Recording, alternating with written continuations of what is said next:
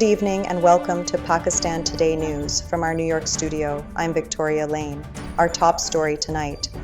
Prime Minister Shehbaz Sharif has reaffirmed the government's firm resolve to crush terrorism in Pakistan through a unified national effort, describing extremism as the country's most serious challenge. Addressing a meeting of the Qawmi Paigam-e-Aman Committee, the Prime Minister stressed that peace, stability, and prosperity remain inseparable goals for the nation. He highlighted the committee's role in strengthening a national narrative against extremism, drawing parallels with the historic role played by religious scholars during the creation of Pakistan. The Prime Minister also paid tribute to the sacrifices of more than 100,000 Pakistanis in the War on Terror and called for collective resolve, along with international acknowledgement of Pakistan's efforts. Government representatives said committee members will now carry this message of peace to different regions to counter hate-based narratives and promote national unity. Meanwhile, Pakistan's security forces have successfully foiled coordinated terrorist attacks in Karan district of Balochistan, killing 12 militants during multiple engagements, according to the Inter-Services Public Relations. The militants had launched simultaneous assaults on the city police station and 2 banks, looting more than 3 million rupees and attempting to create a hostage situation before being repelled. A swift response by security forces prevented further escalation, followed by clearance and sanitization operations across the area.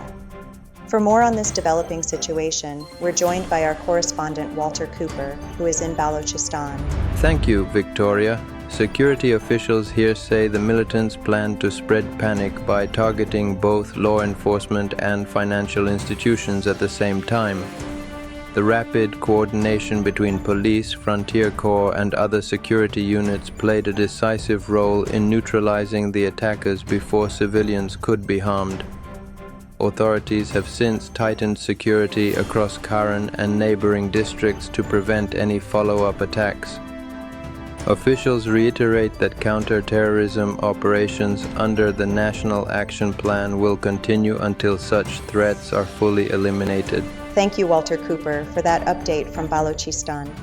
Back in Islamabad, Federal Minister for Law, Justice and Human Rights, Azam Nazir Tarar, has defended the government in the Senate amid growing controversy over restrictions on meetings with jailed former Prime Minister Imran Khan.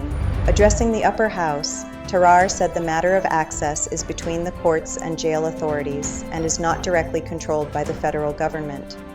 He stressed that the issue is being handled strictly according to legal procedures. Opposition lawmakers, however, raised concerns that Imran Khan's access to political leaders has been restricted for several weeks, bringing the issue into sharp national focus. In Khyber Pakhtunkhwa, Chief Minister Sohail Afridi has questioned the effectiveness of repeated military operations in the province, arguing they have failed to deliver lasting peace and may negatively affect civilians and local communities. Afridi opposed the imposition of any major military offensive without broad consultation, insisting that all stakeholders and political actors must be involved in decision-making. He reiterated that the provincial government favors dialogue and inclusive approaches to address security challenges, stressing that force alone cannot resolve terrorism. Turning to international and technology news, social media platform X, formerly known as Twitter, has suffered its second global outage within a week. Users around the world reported being unable to load the website or mobile app, with many encountering blank screens or error messages. Data showed tens of thousands of complaints from users in the United States, the United Kingdom, India, and Pakistan. The disruption is believed to have originated from X's internal systems, though the company has yet to issue an official statement on the cause or restoration timeline.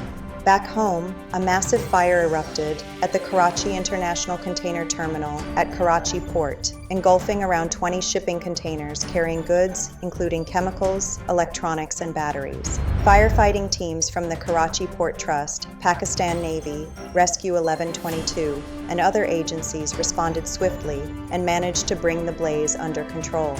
No casualties were reported, though cargo handling for 2 vessels was temporarily suspended. Cooling operations continued for several hours to prevent reignition, while authorities launched an investigation into the cause of the fire. And finally, a lighter note from Lahore. The colorful Mehendi celebration for Junaid Safdar, son of Punjab Chief Minister Maryam Nawaz, was held at Jati Umrah, with close family members and around 350 guests in attendance. The event featured a traditional feast and cultural performances, with the groom wearing a deep navy traditional outfit accented in gold. Renowned dancer Wahab Shah performed at the ceremony, which is part of wedding festivities set to continue with Barat and Walima events in the coming days. Senior political figures are expected to attend the Walima later this weekend. That's all for now. You're watching Pakistan Today News. I'm Victoria Lane.